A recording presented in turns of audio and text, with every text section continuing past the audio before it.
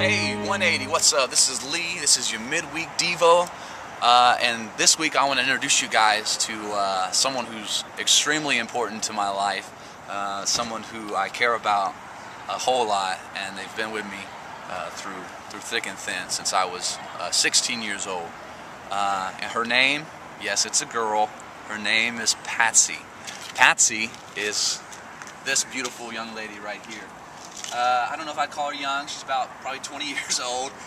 Sorry, babe. Sorry. Anyways, Patsy, she's been in my car since I was 16. Never owned any other car. I got a lot of memories when I see her. That's kind of a reason why I don't want to give her away, because I look at her and I'm reminded about a lot of things that's happened in my life that God has done. So, this is your midweek Devo with Lee and Patsy. It's found in Joshua chapter 3, okay? And this is what's happening, okay? The Israelites are at the edge of the Jordan about to cross into the promised land. So there's tons of people, thousands upon thousands, okay? And they're about to cross over into the Jordan. So the Lord tells them to, all right? But there's this huge river in the way. So God tells them to take the Ark of the Covenant out, which is a representation of the presence of the Lord. Take it out first, and that the waters will spread.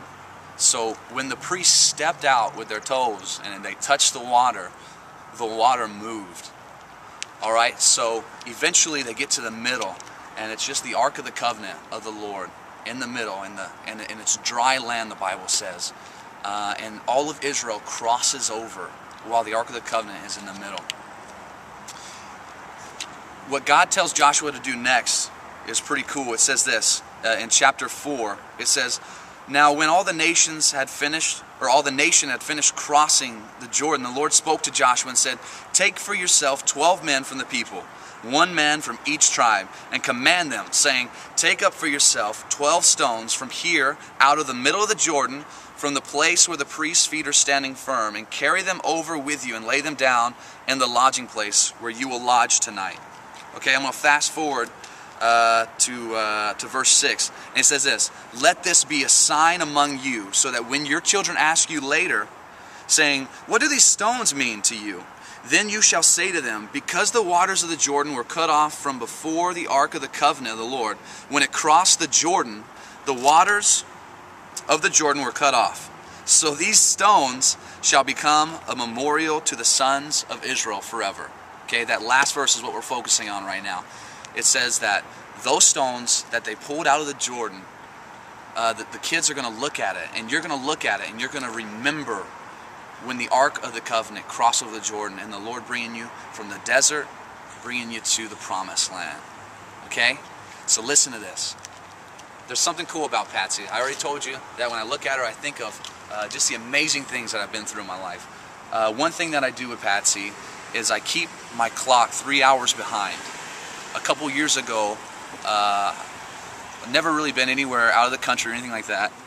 The Lord called me to go to Bible college in California. I didn't know how I was going to get there or what I was going to do.